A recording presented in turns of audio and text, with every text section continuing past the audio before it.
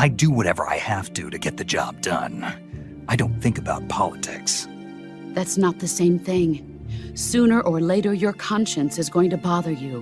In the end, you have to choose whether you're going to live as a soldier or just another man with a gun. There's a saying in the Orient, loyalty to the end. Do you know what it means? Being patriotic. It means devoting yourself to your country. I follow the president and the top brass. I'm ready to die for them if necessary. The president and the top brass won't be there forever. Once their terms are up, others will take their place. I follow the will of the leader, no matter who's in charge. People aren't the ones who dictate the missions. Then who does? The times. People's values change over time, and so do the leaders of a country. So there's no such thing as an enemy in absolute terms. The enemies we fight are only enemies in relative terms, constantly changing with the times.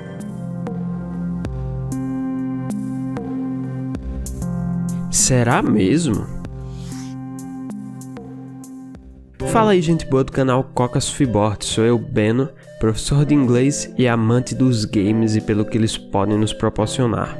Com todas as honras possíveis, sejam muito bem-vindos ao lar de um conteúdo estruturante e agregador de valor às nossas vidas.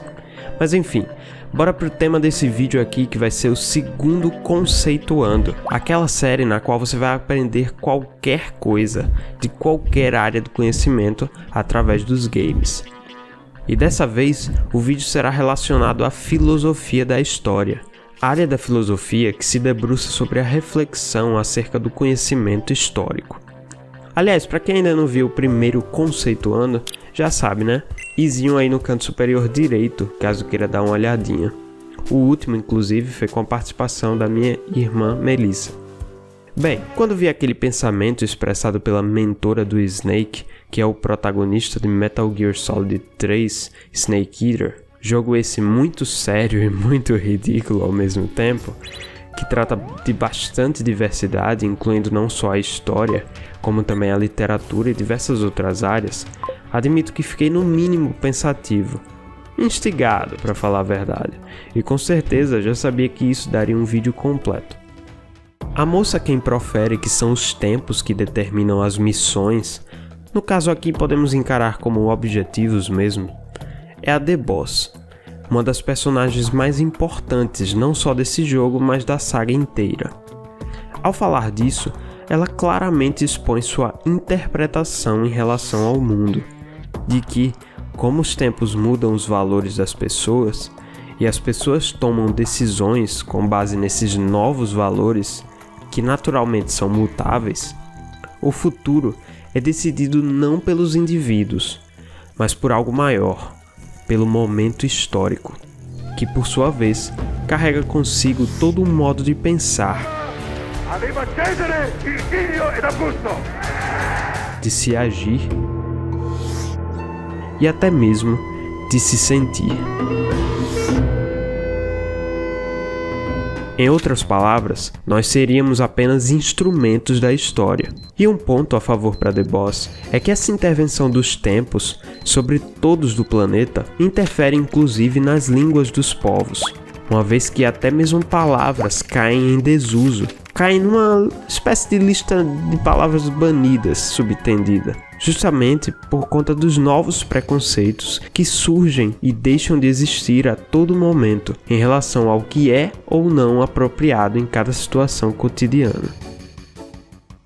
Um filósofo alemão que trata muitíssimo bem desse assunto é o Hans-Georg Gadamer, um dos principais expoentes da hermenêutica. Filosofia essa que, vinda da própria palavra grega hermeneuo, que significa interpretar, trata exatamente do estudo da interpretação de textos e do sentido das palavras que envolvem e mesmo dirigem nossas vidas.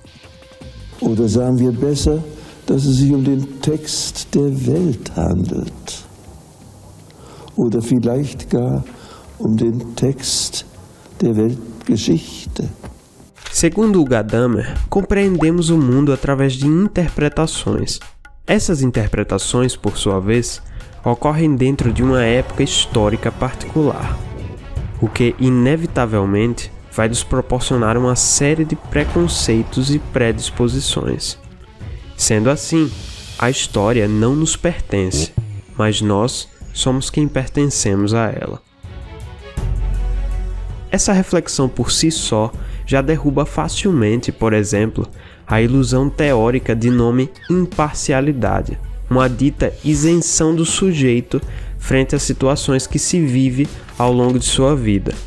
E um argumento aqui tranquilo de se citar é o seguinte: logo após o momento que nascemos, mais precisamente a partir de quando nos são inseridas as diferentes linguagens que nos são comuns, elas já vêm carregadas de parcialidades, seja em suas razões, em suas crenças, em seus sentimentos, suas autoavaliações e por aí vai. Isso tudo, não esqueçam, ligado sempre ao momento histórico que se está vivendo. As artes e as ciências históricas são modos de experimentação nos quais nossa própria compreensão da existência entra diretamente em ação. Ao lermos Platão, por exemplo, Gadamer fala que o próprio autor, objeto da nossa ação de ler, também nos lê, já que há um verdadeiro diálogo entre os preconceitos e predisposições de ambas as épocas antiga e nova, levando a, talvez, até mesmo uma mudança, mesmo que branda, dos preconceitos atuais, uma vez que o contraste observado entre as épocas é esperado de trazer uma maior claridade a nós, os leitores, sobre o que se vive hoje, sobre o modo de ser e agir atual. E isso é notavelmente bem interessante, porque faz você pensar e repensar sua era de preconceitos atuais, o que é revolucionário por si só. E não é à toa que um outro filósofo alemão, meu parceiro Friedrich Nietzsche, por exemplo, é muito mal compreendido quando nos fala em seu livro Genealogia da Moral, uma polêmica, em superarmos os valores impostos pela sociedade, em superar as noções engessadas de bem e mal, e assim superar a nós mesmos. Essa mudança do olhar que acarretaria uma mudança do ser seria o que o Nietzsche chamaria de transvaloração dos valores, o despertar para um homem real, como ele diria. E quando digo que o Nietzsche é mal compreendido, isso se dá justamente por causa daqueles que não têm a coragem de deixarem um pouco de lado os preconceitos atuais que possuem para verem de uma maneira mais clara a sua própria condição. E essa ignorância adotada e imposta, de certa maneira, à maioria, de se rejeitar outros jeitos de se ver o mesmo quadro, é um dos pilares que sustentam um maior establishment, o establishment dos tempos. They're gonna come knocking real soon. There's no turning back now. We're a wrench in the old system of deterrence. As long as the times refuse to change, we're gonna make a hell of a racket. Then who are we gonna fight? The establishment. Anybody who tries to restore the old balance wants to snuff us out of existence. Which establishment? It won't be a particular country or ideology that hunts us. Who then? We are gonna be fighting the biggest beast of all. The times.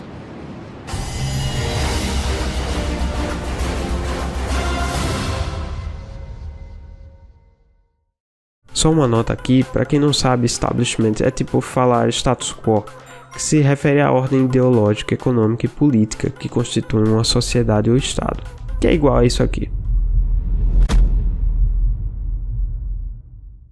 E nem tenham dúvidas de que é por essa razão, pela razão de ser preferível que fiquemos desatentos à escuridão que está ao nosso redor, que hábitos como a leitura, o questionamento do que é realmente importante, a arte de se reinventar o homem, de ver o novo no velho, são altamente taxadas de pobres, sem valor e até mesmo loucura, para variar. E tudo isso, principal e especialmente, se não houver interesse mercadológico algum envolvido. Até porque, como Voltaire já nos dizia sabidamente, em questões de dinheiro, temos todos a mesma religião. Mas deixando essa parte de dinheiro de lado, E voltando para o Gadamer, percebemos, depois de conhecer melhor o seu trabalho, que ter preconceitos não é de forma alguma ruim. É, na verdade, o primeiro passo para se compreender o mundo. Sem um sistema determinado para se interpretar, não seríamos capazes de ver nada. Em resumo, seguindo o que o próprio Gadamer nos alerta, sem preconceitos, sem visão. Mas mesmo não podendo nos afastar totalmente da cultura, da história, da tradição em si e de toda a bagagem que ambas suportam, é primordial sempre lembrar que o diálogo, o que o Gadamer chamou de fusão de horizontes, no caso entre as produções antigas e nós mesmos, entre o passado e o presente, promove sem dúvidas nenhuma uma compreensão mais rica e mais profunda dessas realidades que vivemos. E nesse sentido, é quase impossível não citar uma das frases mais memoráveis comunicadas pelo Solid Snake, através do grande dublador David Hayter, no título predecessor ao MGS3, no caso, o Metal Gear Solid 2, Sons of Liberty. Ele diz assim: construir o futuro e manter o passado vivo são uma coisa só. E para alguns até dói ouvir isso. Somos todos presos à tradição, ao passado. Ainda mais se tratando de uma abordagem hermenêutica, na qual considera-se que sempre estamos nos deixando, vez após vez, sermos atingidos pelos fantasmas do passado, que nem são tão irreais e fictícios assim como se pode imaginar, uma vez que habitam de forma verdadeiramente viva em nós, independente da sua, da minha vontade. Mas acredito que o maior problema, na verdade, é o de saber como enfrentar esse passado, analisando-o cara a cara, mas com cuidado, decidindo bem, se é que posso dizer assim, o que irá fazer com ele. Esteja certo que o futuro irá depender do que você fez, querendo ou não, com esse passado, que continuará passando pela sua alma até os últimos dias de sua vida. Baseado nisso, eu até escrevi esse pequeno poema.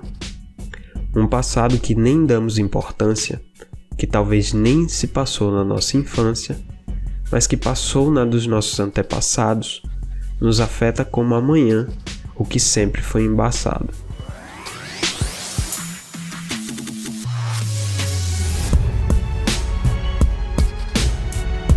Mas um último lembrete que vos deixo é o seguinte: são poucos os que tentam ver através de outros ângulos, através de outros novos velhos preconceitos e predisposições. E é talvez com esses outros olhares que seja possível se dar um passo, mesmo que tímido, em direção à salvação do que é essencial, do que é naturalmente próprio ao ser humano. Ver além da divisão é pensamento crime, onde da divisão se gera a riqueza da escravidão.